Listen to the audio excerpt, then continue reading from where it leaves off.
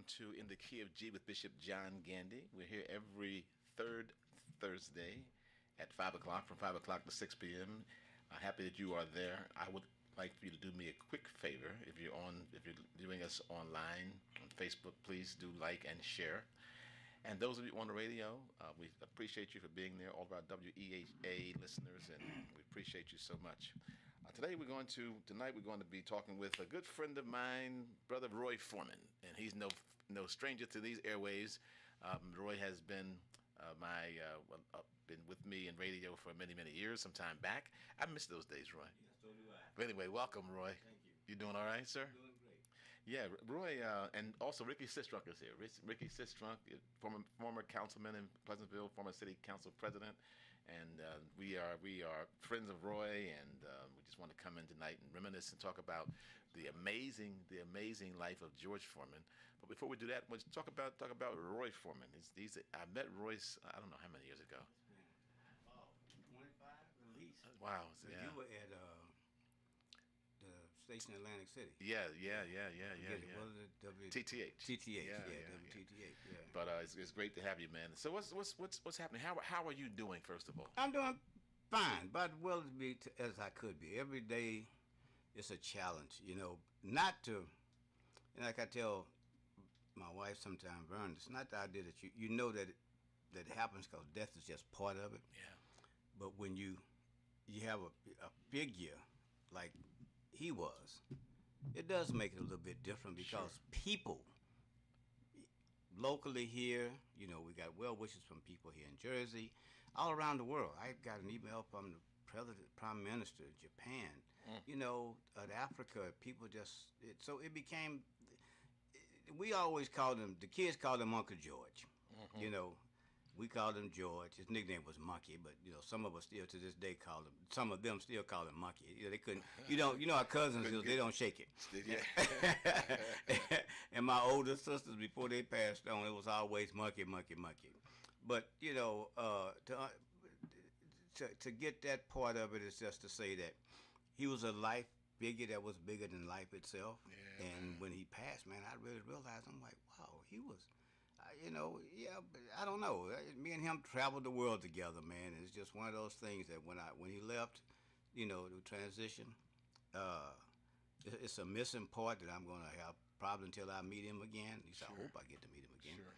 Until I meet him again. Sure. But it's a part that's just gone. And every day when I wake up, I realize that we can't talk anymore. Yeah. That's a hard part. That's a hard part, man. We're not going to be able to talk anymore. And so now I have to depend on, my wife said I don't talk to her much, but but it's a little bit different. Even with your children, it's not the same thing. So getting used to that. But people have been great. All my friends, like you guys and Ricky and that came for support and called me and talked to me. And that's what gets you through this. Yeah. That's what got me through, It's not easy, but every day goes by and it becomes you get a little bit stronger. Yeah. I know Ricky's here, and Ricky wants to perhaps, say something to you about you and our relationship, your relationship, and George and Ricky. Well, we kept meeting one another in Macy's in the same spot in the men's department. Yeah, right. And probably 5 or 6 times in long-winded conversations and talked until we exchanged phone numbers. So y'all were shopping a lot? Is that what he's saying? I was looking. I was looking and he was shopping. But what the friendship bond came after that, and then that was about 20 some odd years ago, maybe 25 years ago as well too. Yeah. So, Roy,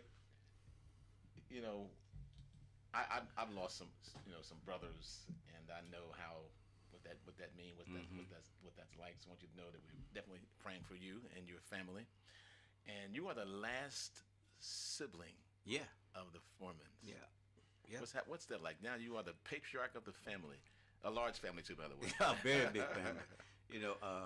And it's funny because now my nieces and nephews every day, every other day they'll call and check on me. How you doing, Uncle Roy? I'm doing fine. I'm good. But I told them, like I was telling you earlier, you said I'll take your call, but I'm not George. Can't ask me for no money. They just laugh. No, I'm just checking on that. So, but, I mean, so that's a good feeling because, and we always stayed in contact with each other. But now they just seem like they have this extra concern. I said, I don't plan to leave here, but you just don't know. Don't know. And they said, oh no, Roy, you can't do that. But it's it's in a way actually it's almost I don't want people to sound wrong, but it almost sounds good to be that to have that position because I've always been the youngest one. Yeah. You know, and it's like Roy, but Roy Dean as he used to call me. Yeah. But it's just like so now here I am. It's like the thing I used to call it was like we lost once. It was always 10 of us, and I used to always use that little poem they used to have called 10 Little Indians. You know, they said 9 fell down, then there was one. Every time one would go, I would say, 10 little Indians, 3 fell down, now there's 7. Yeah. And I kept doing a countdown. I said the other day, I said, wow, 9 fell down, then there's only one. That's me now. Wow. So that's something that takes getting used to. You know, I was my wife and myself were fortunate enough to visit with George in his church on one occasion, and a story he says. He talked about you as his little brother.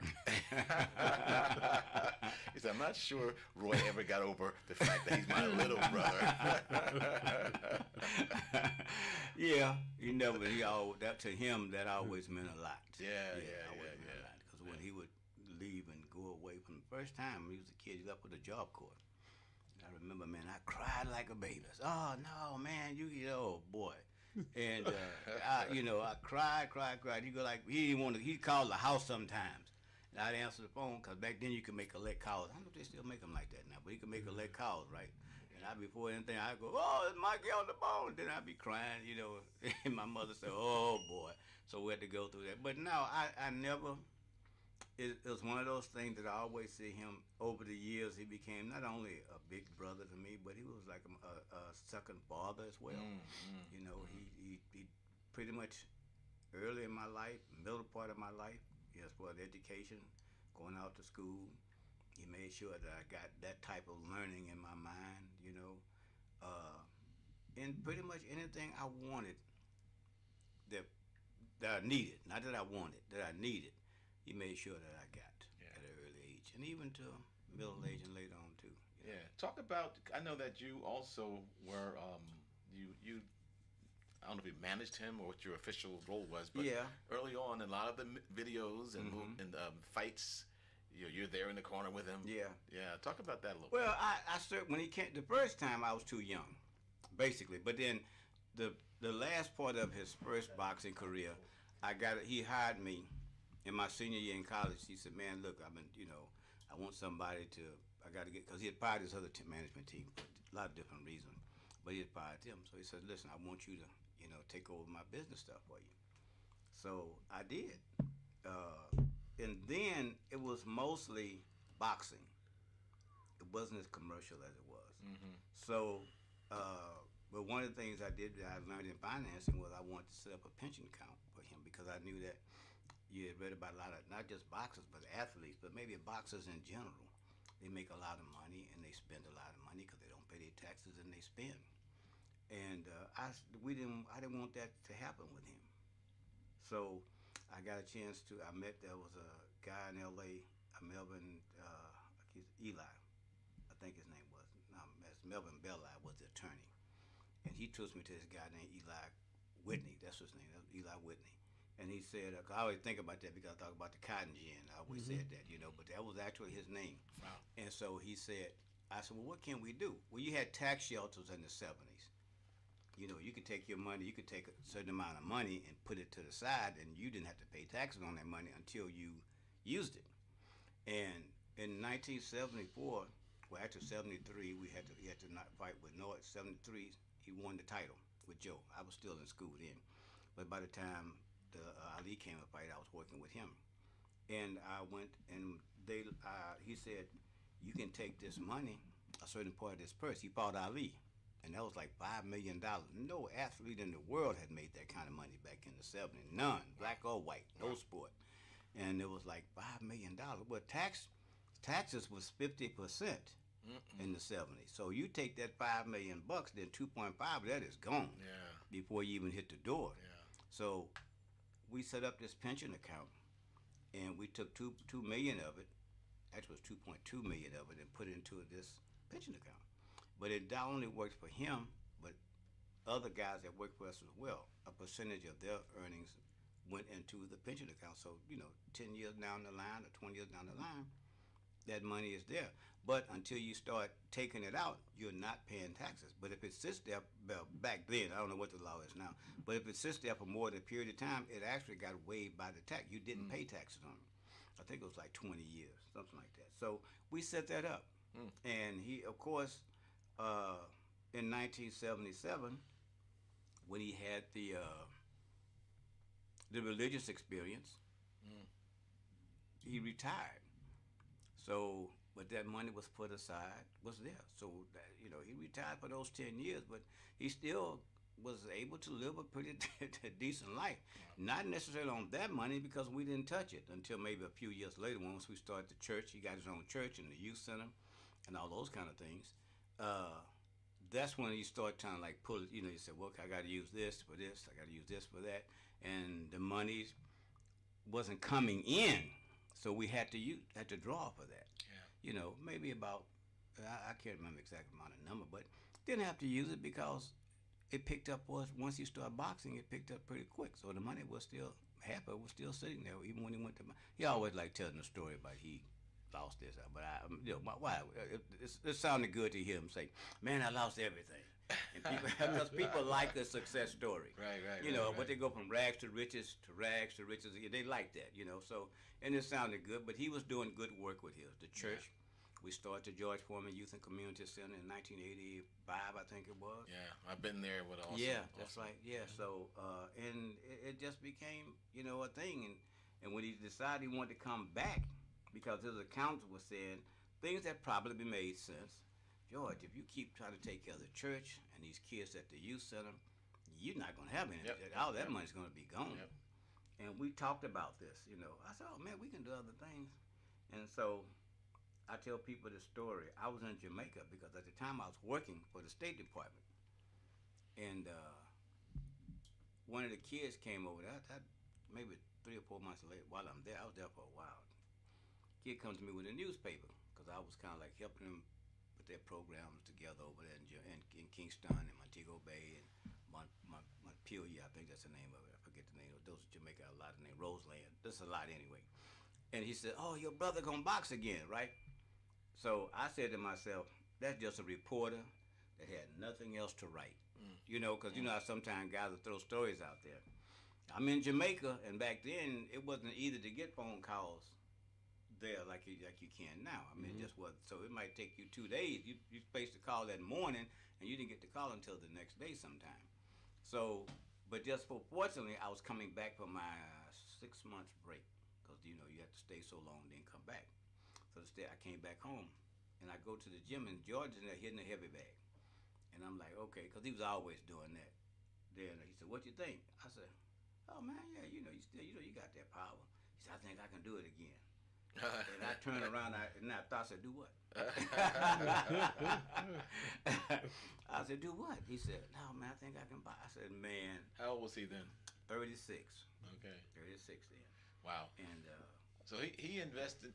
Well, I think you said that he helped put you through school. Yeah. It was a good investment because you helped early on with a lot of his business affairs and all that. That was a good investment. I know, Ricky, you're going to have to cut out. So go ahead and jump in, Ricky, and you want to have any questions you want to ask Roy, or any comments you want to make about? All I know is Big George had a great, big old long career, and there you went fast forward back to the comeback, but there was a period of Africa, Ali, and a great big old story about yourself being there, and then you had to get back to school. Yeah, you got. And I'll just remind you of that because. Yeah. And I mean, we'd be here all day talking about a whole lot of all the things that he did in his life and everything, but that was big time, man. Yeah. And you fast forwarded past it when you were talking about the $5 million that they received before the fights. Yeah. George Foreman, 2-time heavyweight boxing champion, 1968 Olympic gold medalist, entrepreneur, the George Foreman Grill. Everybody has one of those or has had one, still has it. An ordained minister, philanthropist. He had this, as Ricky was just referring to, this amazing and unique comeback and a spiritual transformation from a feared fighter to a beloved public figure and a man of faith, the great George Foreman. We're going to continue talking with Roy Foreman. He's the brother of George Foreman. And our friend also with us today is Ricky Sistrunk. We're going to take 2 minutes and we're going to come back and continue this conversation with Roy Foreman. Hang in there. Two voices, one vision, government you can trust. This is Dr. Thelma Witherspoon asking you to re-elect me for Hamilton Township Committee and vote for Yvette Soto on Tuesday, June 10th, 2025 during the primary from 6 a.m. to 8 o'clock p.m. Thank you for your vote. Thank you for your support. Vote for Witherspoon and Soto.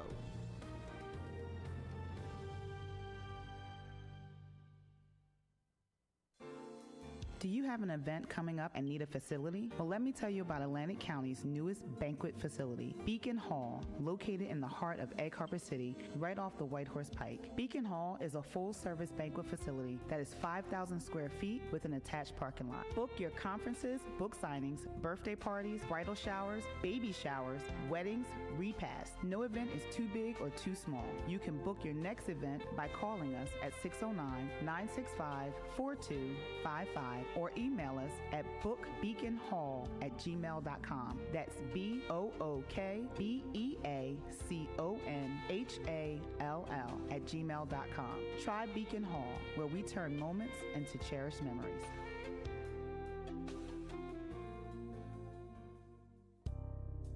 Hawks Janitorial Contractors Corp. was established in 1987 by husband and wife team William and Elaine Hawks. Our motto is a great job at a fair price. The Hawks team is skillful, customer-focused, delivering quality janitorial services that meet and exceed our clients' specific needs. Hawks Janitorial Contractors Corp., proud sponsors of Gospel 88.7 FM. For more information, 609-484-0452. Hawks, a name that has been trusted for almost 30 years in the janitorial services industry, is proud to present Hawks Professional Moving Services, fully insured, local and long distance, packing services, commercial and residential, no job too small or too large, friendly and reliable services. For more information or a free estimate, 609-484-0452. Hawks Professional Moving Services, where we treat your belongings like our own.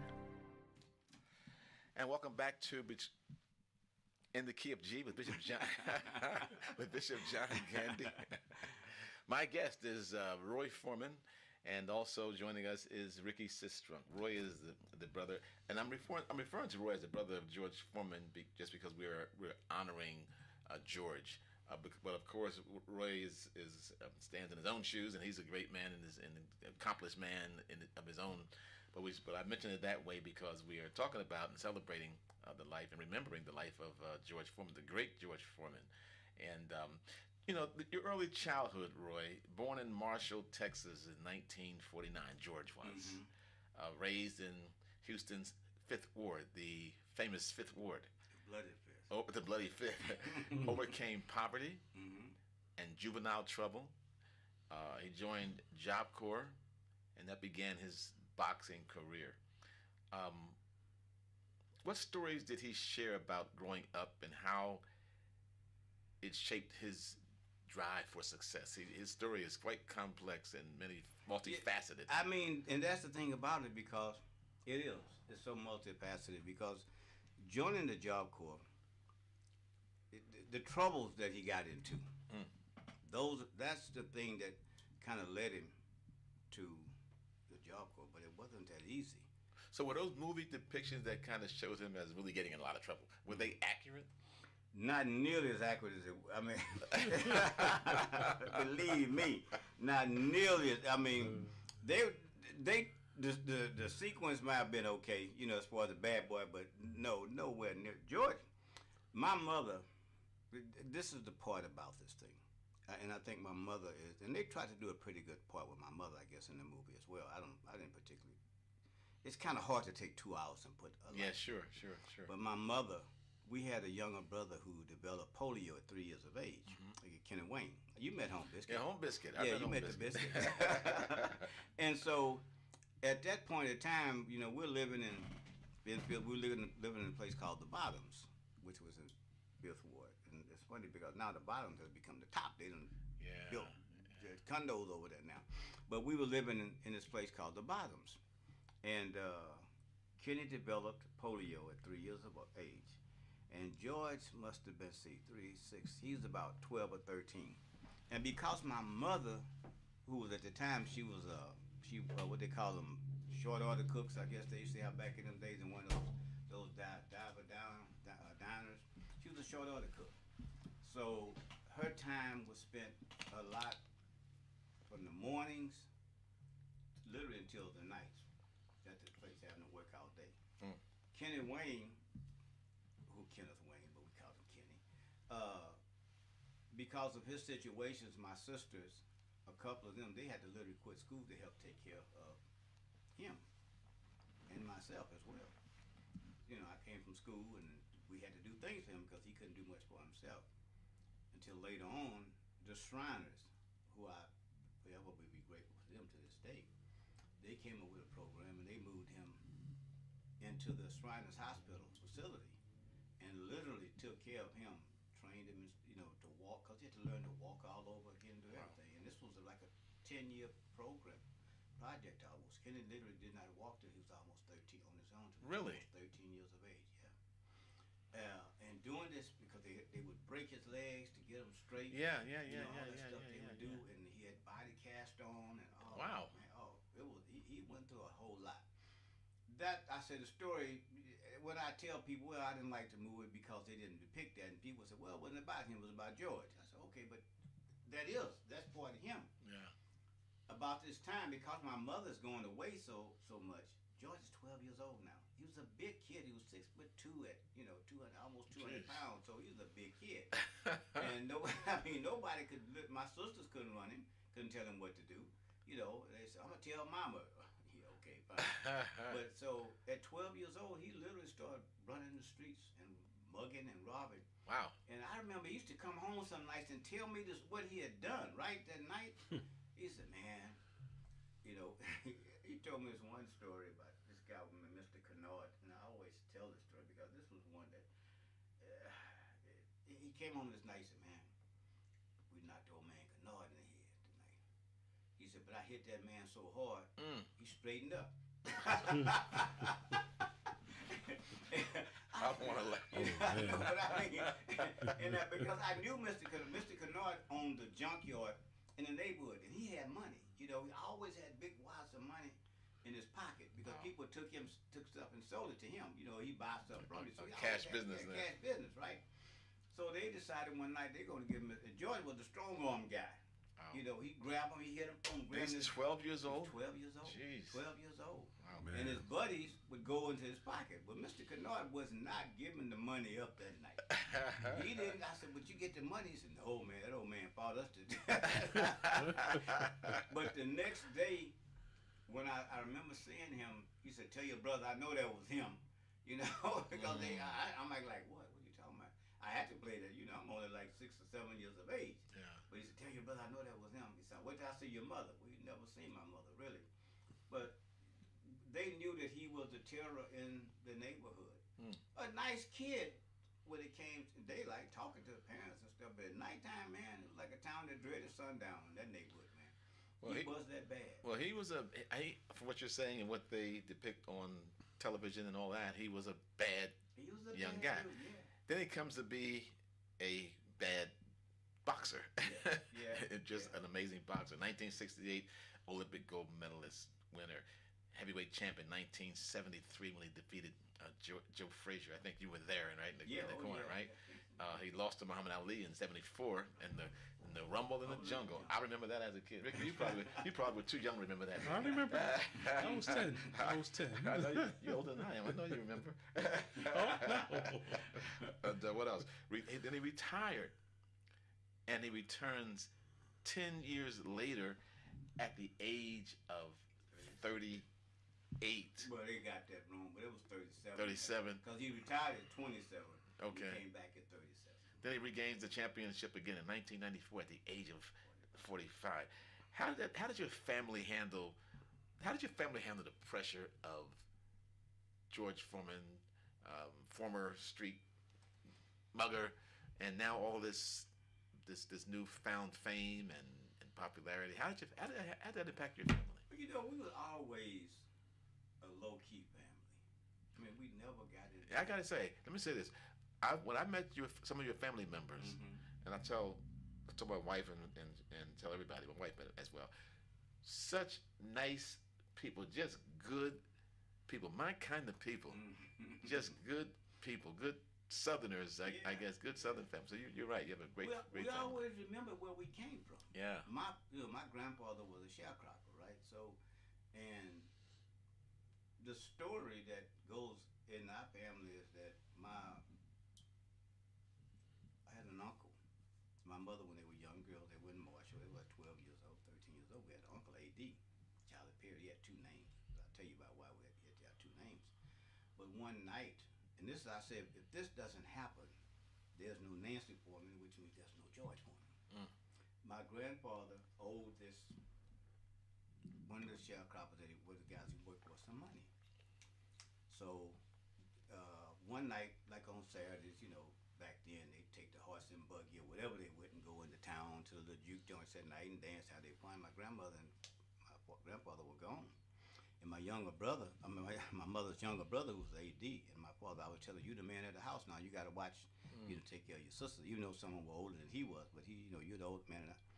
So the man's son comes to the house. And I want mama, your dad, that so-and-so, you owe me money. And my uncle's like, well, he's not here. So what do you want us to do? Well, if he's not here, I'm going to take those girls. That was his intention all along. He wanted those young women. So he decides. This is when in the. This is in the 30s, 1930s. Because my mother was born in 1920. She was 12, about 31 or 32. And so he decided he going to, take it out on them. He want the girls. And my uncle had no other way but to deal with it. So he goes, my grandfather, George had the shotgun. That's why he had two names? That's why he had two names. No, that's really what happened. So he blows this guy's head off. Wow. Oh, wow. He takes the shotgun and blows his head off. George had that shotgun to the day. I hope that I can get that back. I get a chance to pass it on myself. But what happened was, so my uncle had to leave. He had to leave. But this other guy, white guy, comes and helps him get away because now a mob has basically, by the time it got found out, the mob coming to look for my uncle. So he had to run away. And by running away, of course, he had to change his name. So they were looking for A.D. Nelson, but they changed his name to Charlie Perry Nelson. Charlie Perry, not even Nelson, just Charlie Perry. But the funny thing about it is, you look at the town like the size of Pleasantville, right? That's what Marshall was then, very small town. My uncle never went more than 10 miles away. Wow.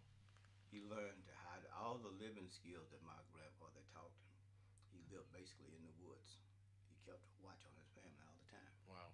So about 1965, my mother had gone and got 66, because George hadn't started boxing yet. He was in the job corps. And my mother had gone and gotten her a GED, and she had learned to cut hair by this time, right? So she was in a barbershop one day on Lowndes Avenue. I remember like it was yesterday. This old man, my brother Ken and I sitting out in the yard, and we saw this old man with his hat on, had his hat pulled on his head, pipe in his mouth, walking down the street. My mother recognized. She said, "Oh Lord, that's my brother." She ran from way across the street. Hadn't seen him in 40 years. Wow. Had to have been at least 40 some odd years. Wow. And he became the hero of the family. Wow. Once that story was able to be told. So I tell people, George's story has always been somewhat dramatic. But my family, we always remember where we came from. Yeah. So it was easy. Money, didn't change. things that we used to we had fun. We used to have card games on the weekend. We did all the same thing a lot of other families did. We just had a ball, but the money never really got to change us as a fact of, well, we can have this, you can have that. You know, it never was that. Wow. We had friends in Fifth Ward that we still friends with to this day. Wow.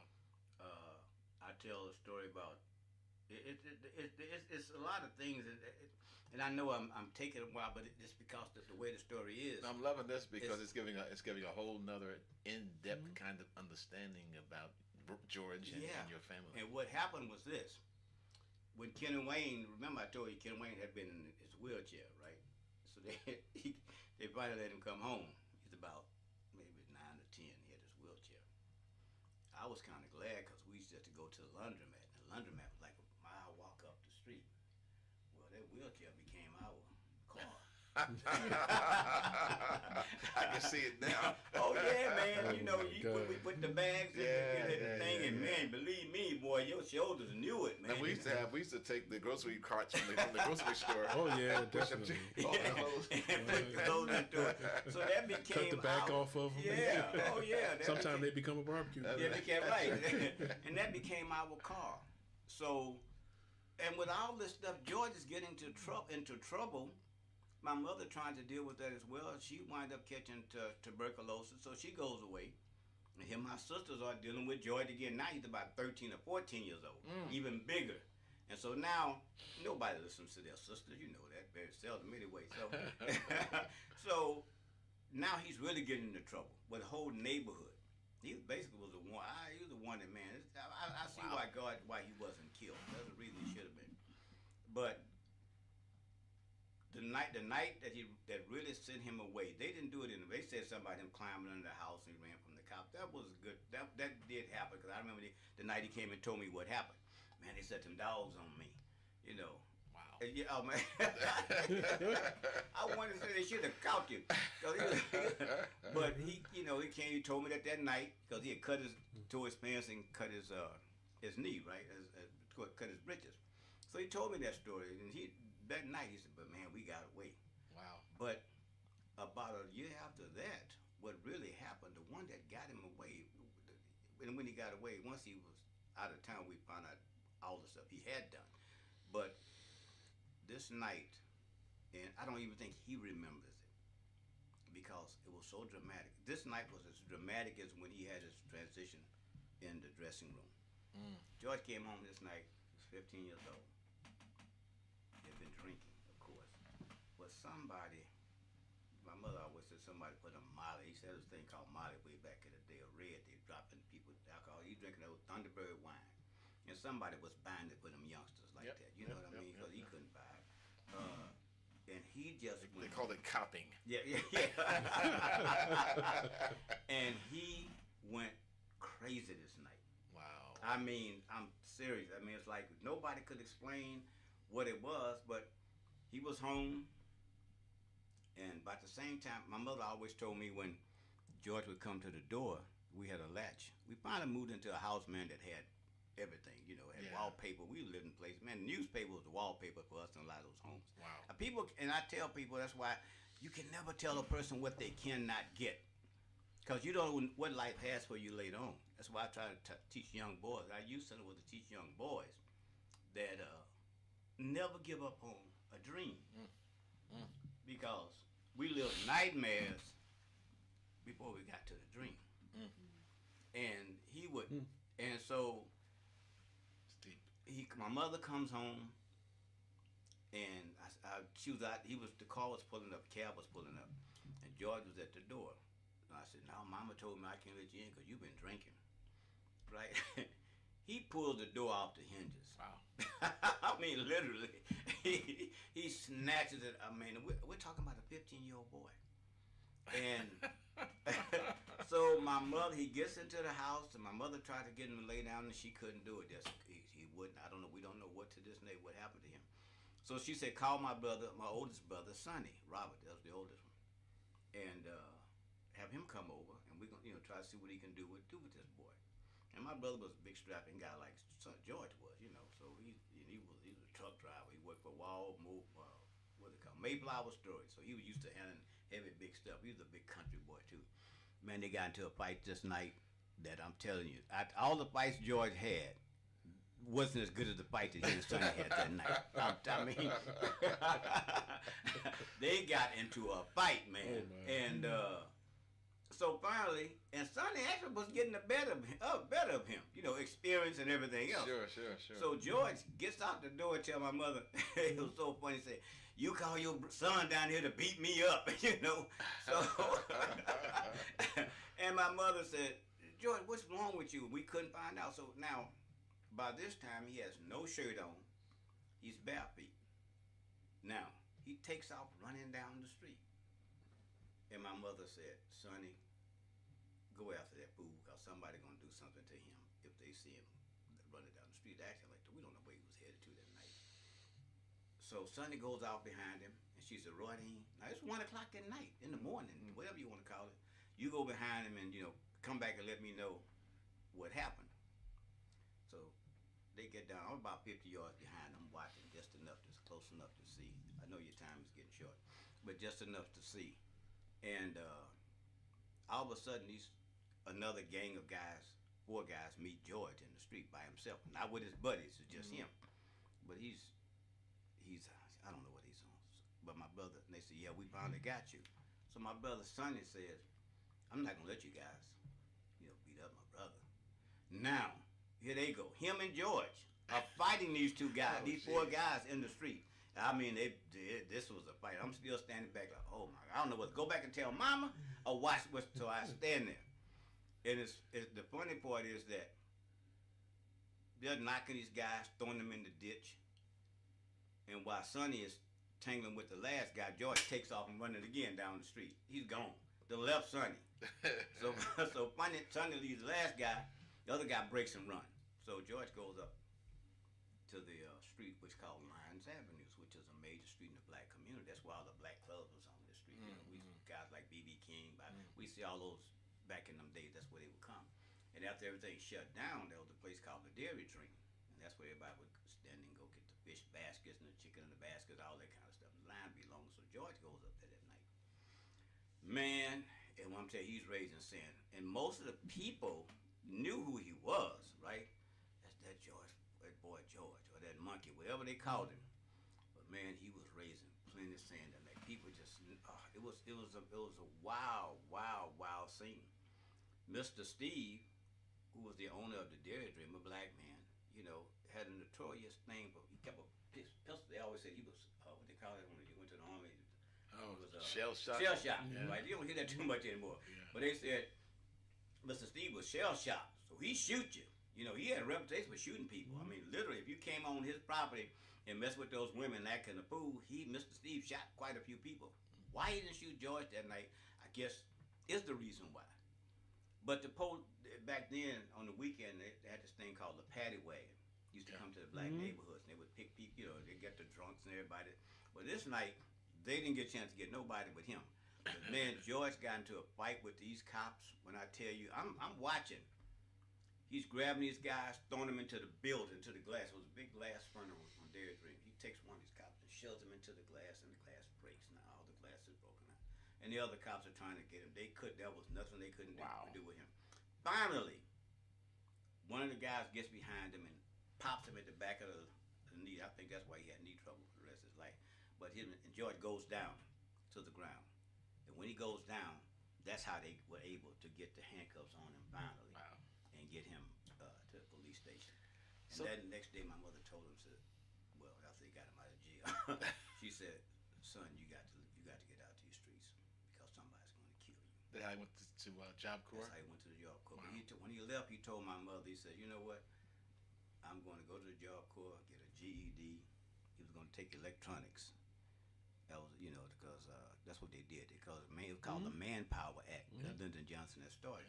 He said, I'm going to get a car, I'm going to buy you a car and get your house. He said, boy, you go do what you got to get better yourself.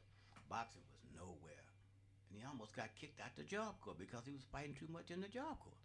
So Bad George was a lot more badder than we thought. Oh he was. yeah, I mean, literally. I mean, because Wow. he should have. I mean, today he'd be killed because all the youngsters pack guns now. Yeah. You know, but I mean, he was a feared young man. He really was. The stories about him, literally, he's a legend in Fifth Ward. You know, some of them, of course, they get bigger as they go along. You know, but because everybody got beat up by him by the time he robbed everybody. You know, all the dads. He took my money one time in school. He didn't go to school. So let's talk about George's transition. You're listening to In the Key of G with Bishop John Gandy. My guest is Roy Foreman. He's the brother of George Foreman, the late George Foreman, and also in the studio with us is Ricky Sistrunk, former councilman, president of City Council of Pleasantville. Let's talk about George's becoming a born-again Christian after he has this near-death experience in 1977. He became an ordained minister, opened a very large and impactful youth center, and he was known for preaching and mentoring. Let's talk about that transition. I think we've got to take a quick break for about 1 minute. We're going to come back and continue to talk about George's transition into his ministry, into faith. All right? Hang in there. We'll be back in about 1 minute. Would you like to hear your company or church announcements or church broadcast on the airwaves of WHA? You can call our business office at 609-641-8870 for further details.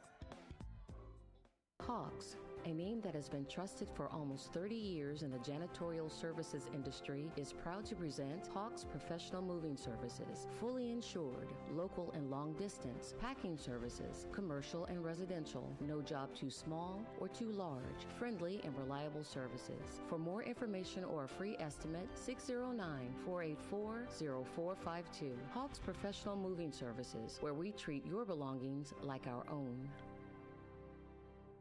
You are listening to Christ-centered, community-focused, listener-supported gospel. 88.7 and 100.3 FM, Atlantic City, WEHA. Don't forget to follow us on social media by searching We Have Gospel on Facebook, Twitter, Instagram, YouTube. Find out more at www.wehavegospel.com.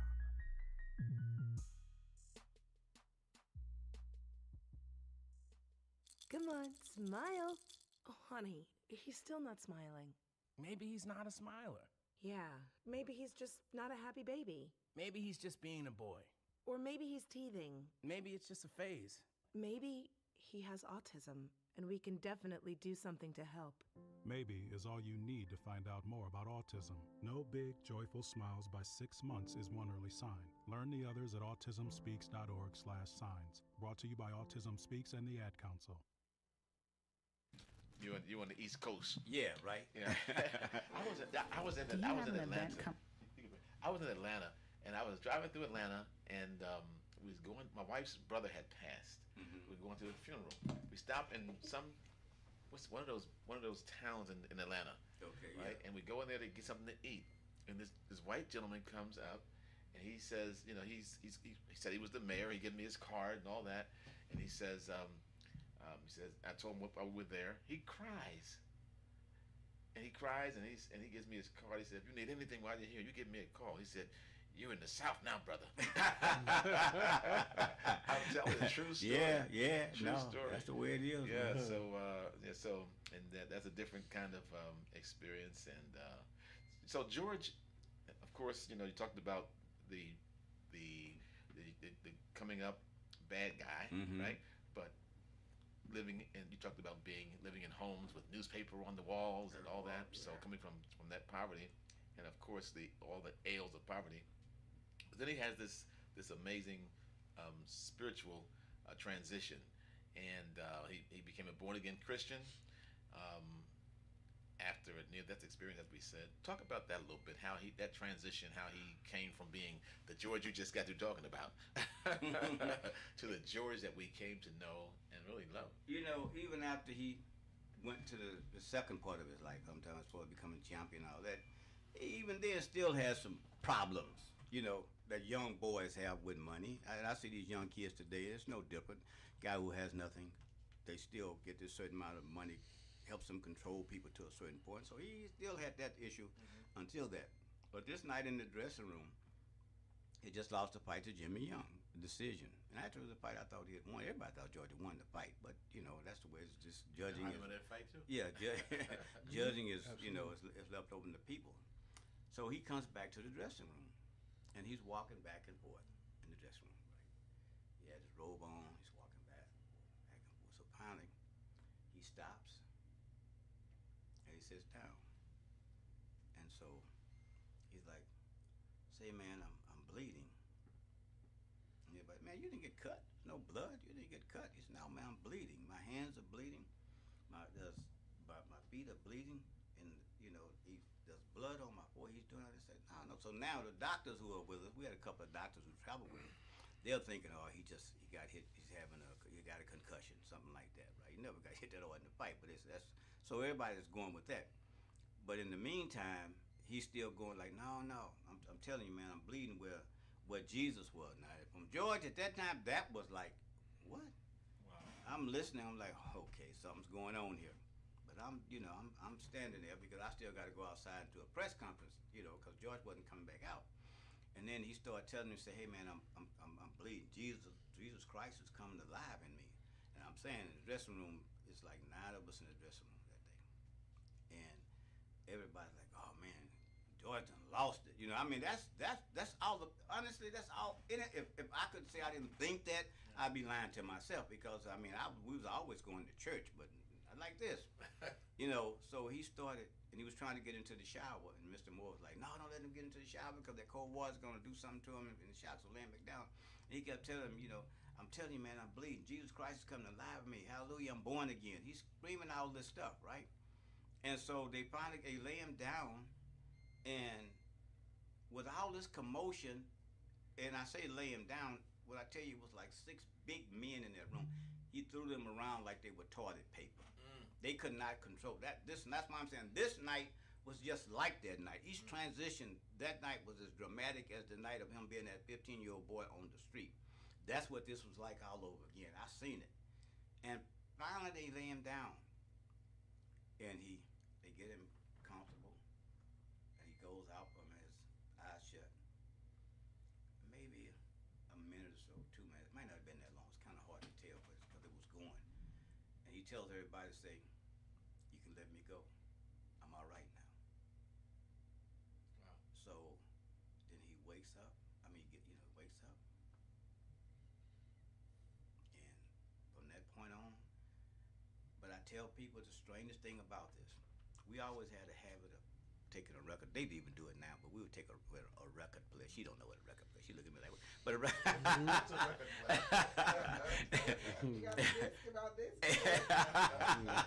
So we would take a record player and listen to music, and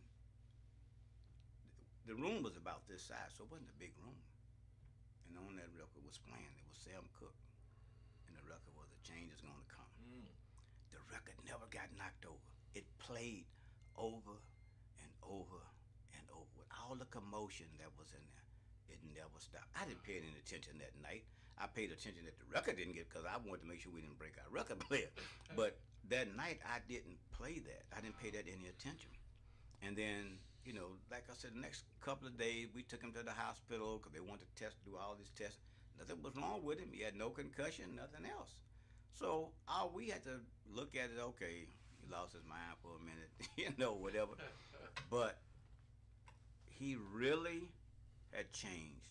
And in that day or that hour, I could say, and I saw the change because it got to the point then that he was so much into it that people didn't want to even be around him at the time. I used to duck him. I had business to do with him, but I would duck him because every time he did, he was telling me about the Bible. I'm like, George, I know about the Bible. You don't have to tell me. I already know. You the one that's the problem. It wasn't me.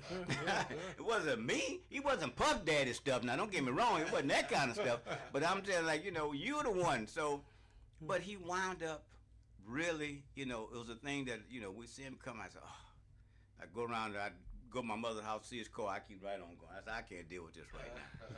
But years later, he really wound up being that person, that he wanted to do, and it became a serious thing with him. He built a wonderful church down there in Houston. In Houston, Mm-hmm. Again, my wife and myself had a chance to go down there and visit with him. Just as humble and unassuming. Yeah. and he was just he to that transformation. My point is the spiritual transformation that he had was authentic. It was authentic. It really changed who he was. The guy you described. Yeah. He was a born again creature. He was a born again creature, man. And I had my own gym there in Houston before that. And so, of course, he'd been doing some other things, more to church, but he come by my gym one day. He said, man, see what you're doing here? He said, this is what I want to do. He said, I want to get with these kids, man. I want to do something for these kids. And I said, oh, okay. But I got my gym, so I'm kind of like staying away. But what happened was, while he was there one day, a lady comes in. And you been the rap group, the Ghetto Boys? Yeah. Okay.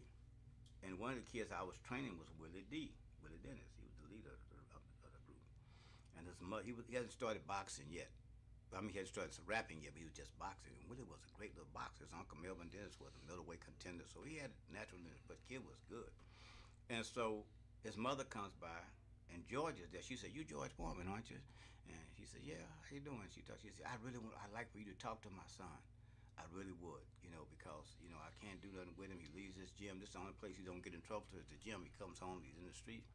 And so George says to her, "Okay, well, bring him by the church." Well, she couldn't get him to go to school. Try to tell him to come to church with him. And so he didn't see the kid, right? And so about a month later, 2 months later, maybe 3, sometime later, put it like that, George asked me, he said, "Man, whatever happened to that kid?" His mother came by the church. Now, I think he talks about this in the movie. I can't remember if it does. But the mother said, I said, "Oh, man, you talking about Willie?" I said, "Oh, he went to jail." He said, "What?" I said, "Yeah. Him and his buddy was robbing a gas station. And the guy comes out of the station, and his buddy shoots and kills the driver. And shoots and kills the owner. And Willie gets away, but of course they identified him. He got a little time. But the ironic story was it was right around the corner from George's house. When I told him about it, he was living in Humble. I said, "It happened at the gas station by your house." He said, "What?" That's when we started. He said, "Man, well, we got to get this thing." So he and I got together and we started the George Foreman Youth and Community Center. That's how that came about. That's how it came about. That's amazing. That's amazing.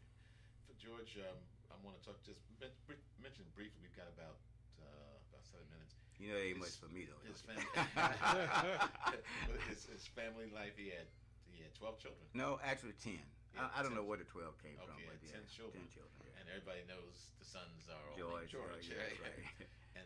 And apparently he emphasized discipline and faith and education because all of his children are accomplished in their own right. Yeah, they got degrees and stuff.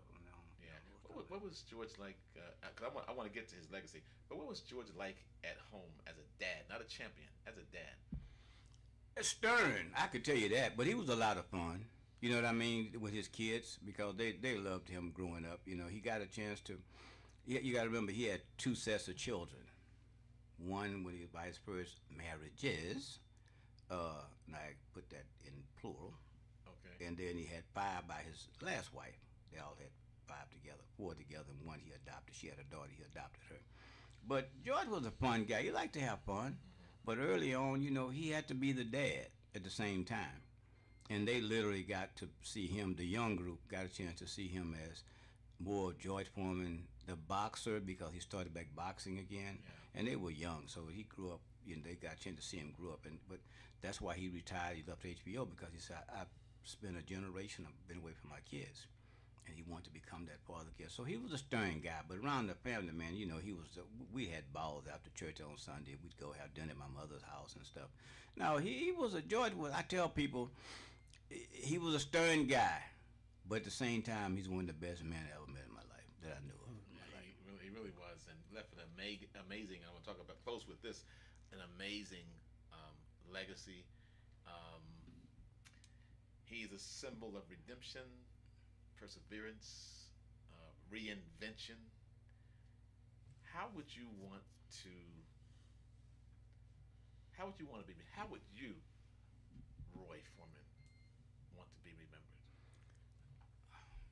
George, you mean? You. Oh, me? As a person that, like him, that cared about people. But that's what he did. Yeah. He cares about the city. We all care about our city, our family, the city, and this country. Yeah. And that's the main thing, you know, because to have a humble heart to some people is not easy. And then when you achieve, it can get even a little bit harder even then. But the idea is that never, my mother taught us something we were very young. She would always say, son, you can never fall out of the basement. You make yourself too high, there's a fall waiting for you. But you keep yourself down in the basement where people will always be glad. That's how I have friends like you and Ricky. You know, people are always glad to do something for you. Yeah. You can't put anything better than that. Wow.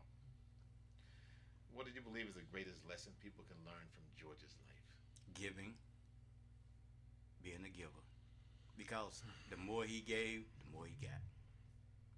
The more he got. And believe me, he had no problem. There's a reason he had scholarships at colleges, black colleges, major white colleges as well. So he developed the art of being able to give because he knew where we came from. If somebody didn't give us, even though the Job Corps said we're going to give you that, but guess what? Somebody had to give my money the ticket for him to fly to Grand Ports, Oregon. You know what I mean? Wow. So somebody had to give him. So giving is what his life is all about. Not the boxing and the grill and all that kind of stuff. That's great. That's those life achievements.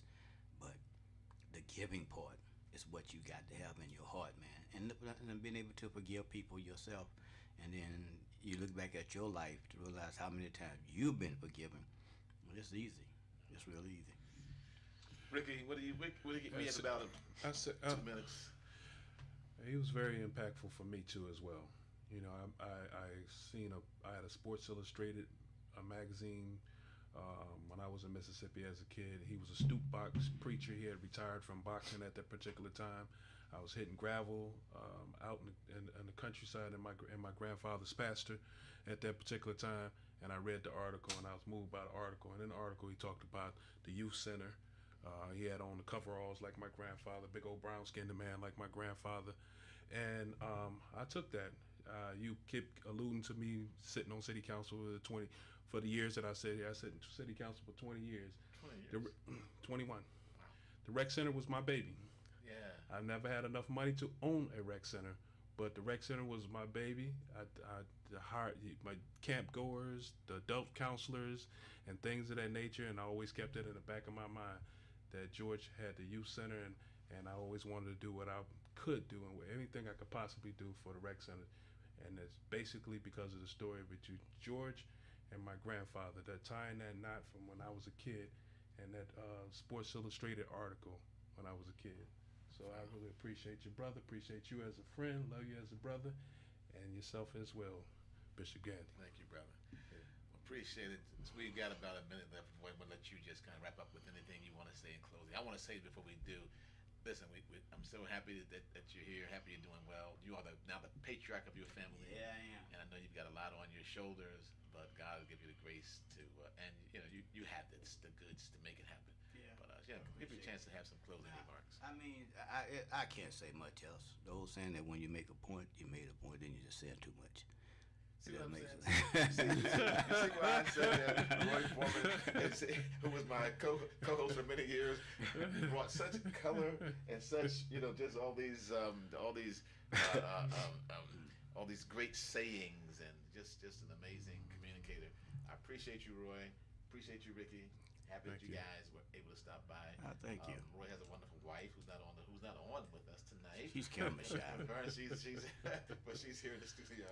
We appreciate you, man. We're praying for you, you and your family, and you know we're here for you. I know. Right, we love you. Thank you so much. Thank you so much, everybody, for being there. You've been listening to In the Key of G with Bishop John Gandy. My guest tonight has been Roy Foreman and Ricky Sistron. We'll be back on next month, the third Thursday, and with Kristen Eason. Yeah, okay. All right. God bless everybody. Gospel 88.7.